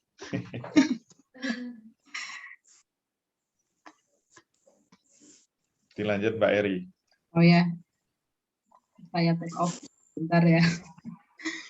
Ini pertanyaannya lompat-lompat ya Ustadz ya. Banyak banget pertanyaan tentang muamalah, kayaknya nanti kita lanjutkan di bulan depan khusus gitu. Pertanyaan berikutnya. Atau mau ikut kelas muamalah sudah dibuka. Oh ya bisa. Karena ini banyak bertanya tentang muamalah. Iya bayar. Mas Arif yang pulang nih. 10 kali pertemuan. Dibalikin lagi.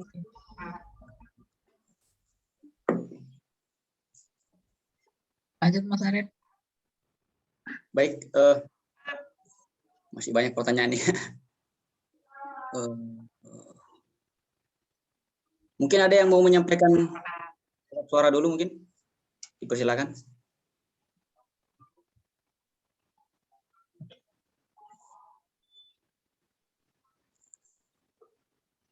Ya, seperti yang ada ya. Itu Pak Sunarsono itu. Ada. Monggo Pak.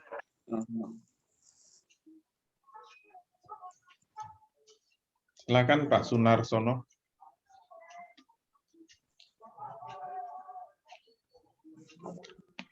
Nyalakan dulu Pak suaranya. Masih mute. Dibuka dulu.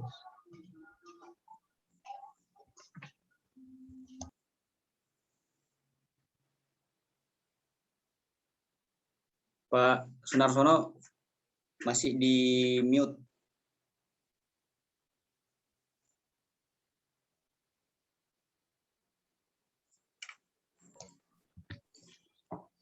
Mungkin di chat dulu aja, yang di chat. Iya. Ya, berikutnya. Assalamualaikum, Ustaz. Izin mau bertanya. Kita punya usaha makanan. Karena kita sewa tempat untuk penjualannya. Jadi orang yang punya tempat sewa itu setiap jual per porsi dia mendapat Rp1.000. Sedangkan per bulan juga kita membayar tempat. Itu bagaimana Ustaz hukumnya? Yaitu terjadi multi akad. Akad sewa dengan akad bagi hasil. Itu enggak boleh. Itu kayak franchise yang double akad tadi. Jadi enggak boleh menggabungkan antara sewa, misalnya sewa brand dengan bagi hasil. Franchise itu kan modelnya kayak gitu. Jadi ada sewa brand, kemudian harus ada royalti. Sudahlah royaltinya salah, cara membaginya, kemudian tetap masih sewa brand. Jadi kalau ada sewa tempat, kemudian masih dikenakan, tadi sama dengan royalti itu, karena proporsi hitungannya. Nah itu seperti franchise, jadi hukumnya haram, karena terjadi multi akad, akad sewa digabungkan dengan akad royalti. Gitu ya, Allah. Oh. Selanjutnya dari siapa ini? Didin, Pak Didin, Bandung. Assalamualaikum Ustaz. Bagaimana pendapat Ustaz mengenai pentingnya belajar dan memahami tafsir ilmu fikih? Apakah perlu dari guru atau ulama bersanad langsung ke Rasulullah atau cukup dari guru ulama yang sudah paham ilmu fikih tersebut tanpa harus guru atau ulama tersebut terus tidak bersanad langsung ke Rasulullah? Apakah harus bersanad atau tidak? Guru itu tidak harus bersanad. Kalau sanad itu urusan hadis. Kalau meriwayatkan hadis itu harus ada sanadnya. Kalau nggak ada sanadnya ya hadisnya tertolak. Itu hanya urusan periwayatan hadis. Tapi untuk belajar dengan guru, yang penting gurunya berilmu, punya ilmu tentang, kalau belajar usul fikih ya memang gurunya sudah ahli dalam usul fikih. Kalau tafsir ya gurunya memang ahli dalam tafsir. Ya itu sudah cukup, nggak perlu ada sanad. Karena nggak ada yang namanya di dalam fikih Islam bahwa syarat jadi guru itu harus bersanad, nggak ada. Berarti nanti kalau ngajar nggak ada sanad jadi tidak sah. Tidak ada syarat itu. Gitu ya. Baik. Bagaimana Pak Sunarsono?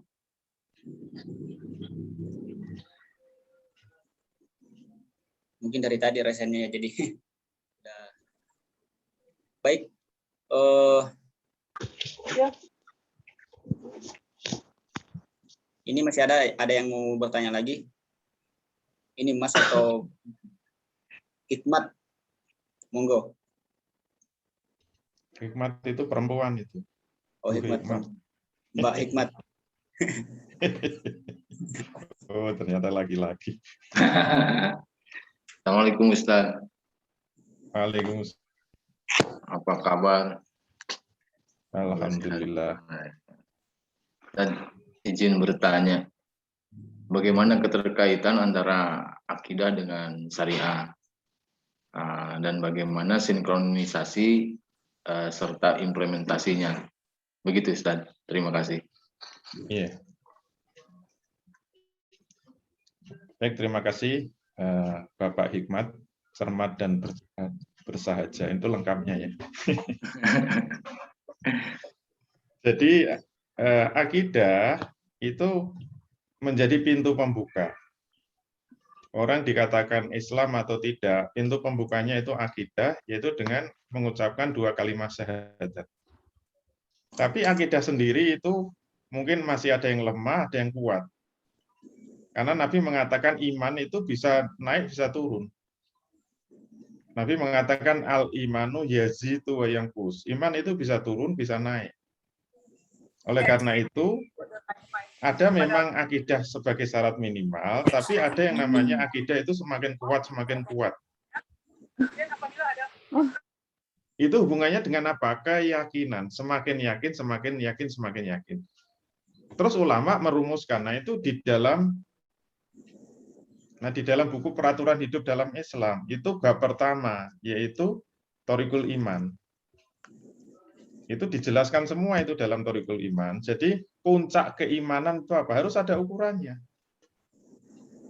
Nanti jangan kamu itu imannya belum beres.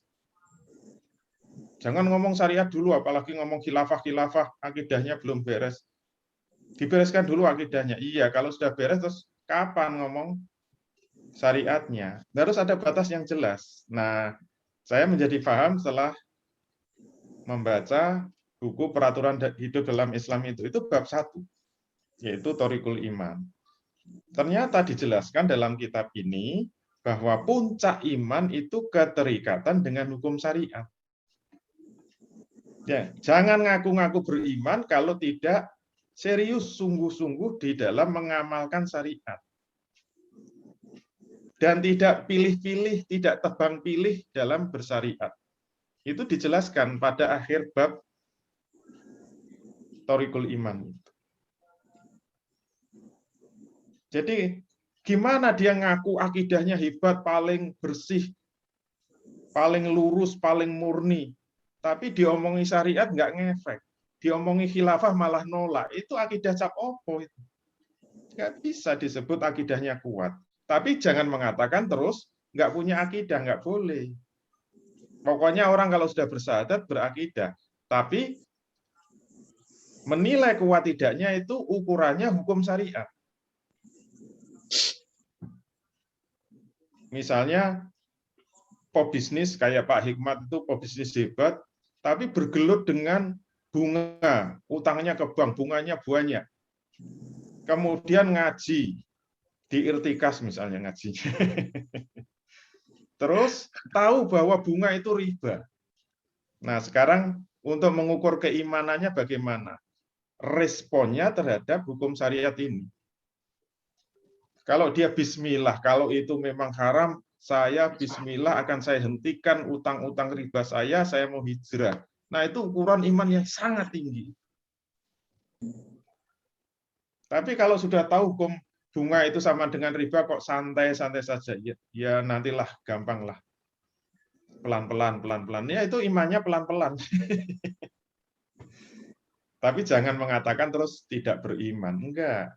Itu masalah kuat atau tidaknya iman. Itu yang namanya yazidu wa yanqus, gitu ya. Nanti ujian itu makin berat. Maka ujian terberat itu kalau sudah tantangannya jihad. Puncak keimanan itu kan kalau sudah taruhannya nyawa. Kalau siap mengorbankan nyawa untuk tegaknya Islam, nah itu berarti imannya sudah pol-polan.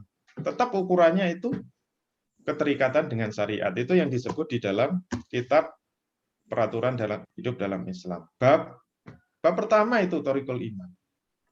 Jelas sekali ini. Mulai nol, bagaimana kita mencari keimanan yang sahih, yang benar, sampai puncaknya iman itu apa? Ternyata jelas itu.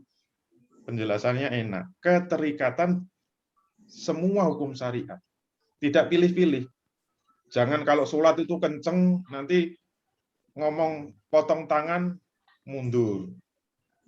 Wah, kejem ini, kejem. Puasa kenceng, kisos, mundur lagi. Wah, ini kayaknya tidak beradab nih. Ini biadab, ini hukuman. Nah, itu imannya diragukan. Itu iman yang masih setengah-setengah. Gitu ya, Pak Hikmat, cermat, dan bersahaja. Mantap. Masih di Merauke. Sudah di Jogja tadi.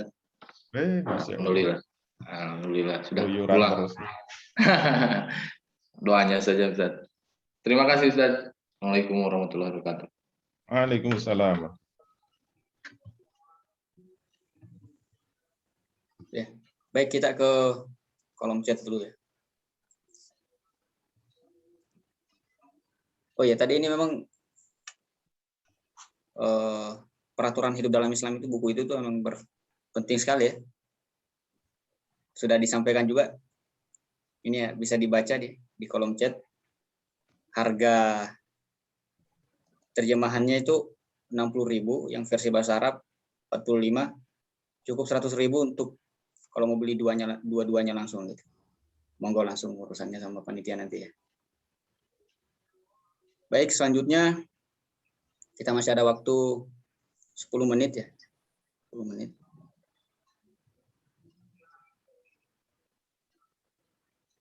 Dari Kenya, Mbak Kenya ya.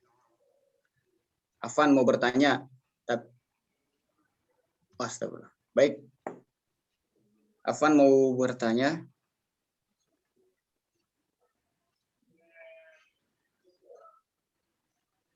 Bagaimana hukum orang dalam?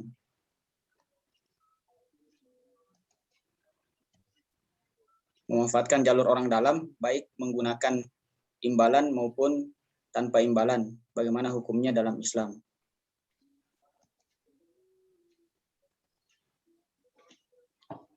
Ya, ini masalah riswah ya. Jadi riswah itu uang yang dikeluarkan untuk apa? Untuk suatu kepentingan. Misalnya apa? Untuk ngurus-ngurus supaya lancar, atau untuk pendaftaran supaya diterima, padahal sebenarnya tidak diterima. Itu namanya riswah. Jadi merubah yang tidak hak menjadi hak. Itu hukumnya haram, tidak boleh. Itu yang namanya riswah. Tapi kalau apa?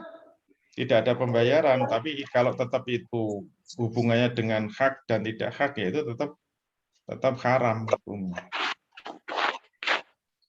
Begitu ya. Itu urusan riswah atau suap. Karena tadi makmumnya udah di sana. Bukan air itu yang di sana tadi kasihkan. Ya, peserta mungkin bisa, kalau mau bertanya mungkin bisa langsung ditanyakan pertanyaannya. Masih ada 8 menit. Bagi Tadi yang ada tidak, Pak Oge tadi tunjuk tangan, jadi enggak? Oh iya Tat, Assalamualaikum Tat. Waalaikumsalam. Enggak, ini semalam Saya kira bajak laut itu. Semalam saya tuh ada dengar ceramah seorang ustadz nasional lah. Kebetulan tadi tentang riba ya. Jadi ada pertanyaan dari jamaahnya, bagaimana ketika dia pengen hijrah tapi masih tersangkut oleh cicilan di bank. Nah, jawaban ustadz tersebut begini, harus tetap dilunasi sesuai dengan perjanjian awal. Di situ tertulis bahwa ada bunga. Dan itu harus tetap diselesaikan beserta bunga-bunganya. Jikalau si nasabah itu tidak membayar, maka bisa dilaporkan kepada pihak yang berwajib. Nah ini bagaimana Tat ya? Apakah memang ketika kita mau menutup itu, menyelesaikan riba itu dengan melunasi termasuk bunga-bunganya atau seperti apa? Karena ini semalam saya baru lihat di YouTube tuh ada video yang seperti itu. Gitu, Tat. Iya. Jadi boleh saja berpendapat seperti itu, yang penting ada dalilnya, ada hujahnya. Kalau nggak ada hujahnya ya saya nggak bisa menilai apakah itu pendapat akal atau pendapat yang bersumber dari hujah Quran dan Sunnah. Kalau kita kembalikan kepada syarat bertobat dari mengambil riba, itu kan sudah disampaikan Allah di surat Al-Baqarah ayat 279. Jadi Allah berfirman, wa in tubtum falakum ru'usu amwalikum la tazlimuna wa la tuzlamun. Jika kamu ingin bertobat dari mengambil riba, kalau kamu ingin berhenti dari mengambil riba, maka bagimu pokok hartamu. Kembalikan saja pokok utangnya. Berarti syarat bertobat itu mengembalikan pokok utangnya saja. Setiap tambahan dari pokok utang namanya riba. Itu diperjelas oleh Rasul dengan hadisnya kullu qardin jarra manfaatan fahuwa riba. Setiap utang piutang yang menghasilkan manfaat itu adalah riba. Itu ayatnya kan mulai dari Al-Baqarah 278. Ya ayyuhallazina amanu ittaqullaha wa zaru ma baqiya minar riba in kuntum mu'minin.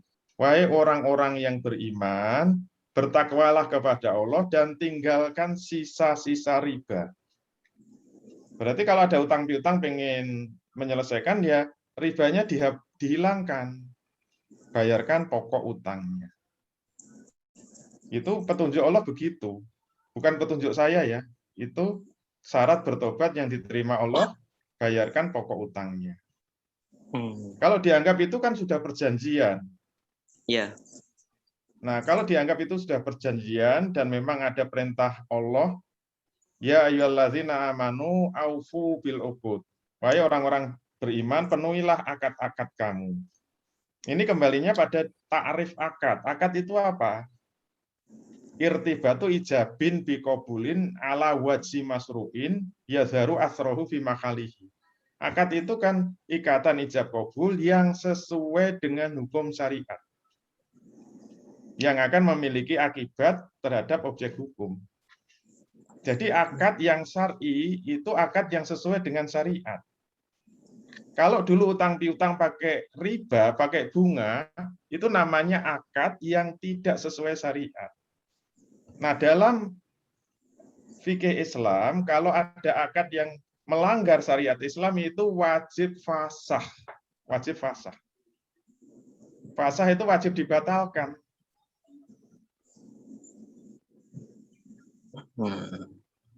Tidak perlu keridoan. Fasah itu tidak perlu keridoan. Contohnya dulu zaman Nabi ya, itu di kitab Nizam Islam. Mungkin belum diterbitkan irtikas terjemahnya. Bukan Nizam Islam, Nizam Iqtisadi fil Islam, sistem ekonomi Islam. Itu ada contoh. Dulu ada sahabat yang menikah sudah 16 tahun, anaknya 3. Ya masih saling mencintai. Tiba-tiba ada orang Arab Badui, ibu-ibu, mendatangi Rasul, berani bersumpah di hadapan Rasul. Saya demi Allah, saya berani bersumpah, laki-laki perempuan ini adalah dua-duanya pernah saya susui. Ini anak persusuan saya. Dua-duanya. Berarti ini kan saudara rodoah. Karena ibu-ibu ini berani bersumpah, Rasul langsung memerintahkan untuk memfasah. Nangis kan, masih saling cinta, sudah punya anak 3, harus dipisah. Itu namanya pembatalan akad. Walaupun nggak ridho. Nah, kalau ada akad yang menyimpang syariat, itu harus dibatalkan. Jangan malah ditaati. Wong salah kok ditaati. Nah, itu yang saya pahami seperti itu. Jangan hanya gara-gara itu harus memenuhi akad-akad yang sudah disepakati, itu masih ada catatan. Wajib memang memenuhi kesepakatan wajib, selama tidak ada pelanggaran syariat. Kalau kemudian hari tahu, kayak kasusnya wanita dan laki-laki di zaman Rasul itu, kalau tahu memang itu terbukti ada pelanggaran syariat, ya wajib dibatalkan. Namanya batal demi hukum, itu fasad. Dan itu beda dengan iqolah ya. Kalau iqolah itu pembatalan yang butuh keridhaan dua belah pihak. Karena tidak ada pelanggaran hukum. Hanya karena pengen misalnya kredit mobil, karena nggak bisa nyicil, pengen membatalkan kreditnya, itu boleh. Asalkan penjualnya ridho. Itu namanya iqolah. Tapi kalau kreditnya terbukti melanggar syariah, ya harus fasah. Akad lama dibatalkan dengan akad baru yang benar, yaitu apa? Kembalikan pokok utangnya saja. Itu ya, Allah. Ya, Tat. Jazakallah, Tat. Ya. Baik, ternyata waktu kita masih panjangnya masih sampai 11.30. Tadi Mbak Saya jam 11 ya, mohon maaf. Nggak bisa sampai 11. Masih ada agenda lagi. Saya hari ini 6, jadi kalau dipaksa, pingsan. Baik, ini 1 menit lagi nih, Tat. Iya. Berarti untuk Insya sementara Allah nanti bulan depan kan masih ada. Iya. Walaupun tidak harus dengan saya. Jangan dihabiskan hari ini. Kasihan irtikasnya nanti. Nanti bukunya nggak ada yang beli karena sudah dibahas semua. Iya. Mohon maaf ya, ini karena kebetulan kok numpuk-numpuk 1 hari. Baik. Jadi kepada rekan-rekan yang masih punya pertanyaan, mungkin bisa disimpan dulu karena waktu kita juga terbatas ya. Masih perlu men-sharing ke tempat yang lain ilmu beliau. Jadi mohon dimaklumi, disimpan. Mungkin bisa dititip juga dulu di panitia ya, nanti pertanyaannya. Baik. Nanti yang jawab Mbak Eri aja. Pertanyaan bisa di-drop di grup WAG. Oh iya. Alhamdulillah. Gitu ya. Mungkin ada kita dengarkan dulu closing statement dari Ustadz Conro. Monggo Ustadz. Baik, alhamdulillah. Mohon maaf kalau tidak bisa sampai 11:30. Ya, karena memang kondisi fisik saya sudah nggak terlalu muda. Walaupun usianya masih 29 ya, plus. Cuma karena ini kok kadang-kadang karena nggak punya asisten ya, kadang-kadang ada permintaan ya, ternyata kok sudah 6 ya. Jadi ini sudah yang ketiga ini saya ngisi. Kayaknya memang harus ada jeda untuk refresh ya. Amar jadi asisten tadi. Oh. Asisten harus hikmat, cermat, dan bersahaja. Baik, semoga bincang-bincang kita bermanfaat dan semoga kita bisa membedakan mana Islam kafah yang benar, yang membawa berkah, dan mana yang sebenarnya itu malah menyesatkan. Supaya tidak tersesat, jangan lupa baca bukunya Peraturan Hidup dalam Islam. Gitu ya. Terima kasih. Walafu minkum. Billahi taufiq wal hidayah. Assalamualaikum warahmatullahi wabarakatuh. Waalaikumsalam warahmatullahi wabarakatuh. Saya mengucapkan terima kasih banyak kepada Ustadz Dwi Conro Triyono, PhD, sudah berbagi ilmu dengan kita semua, dan kepada panitia, rekan-rekan semua yang sudah hadir, Bapak Ibu. Semoga ini forum ini menjadi bukti bahwa kita layak buat forum lagi nanti di surga. Amin. Amin. Amin. Semoga dimudahkan semua urusannya, terutama Ustadz Conro, guru kita yang mau mengisi lagi.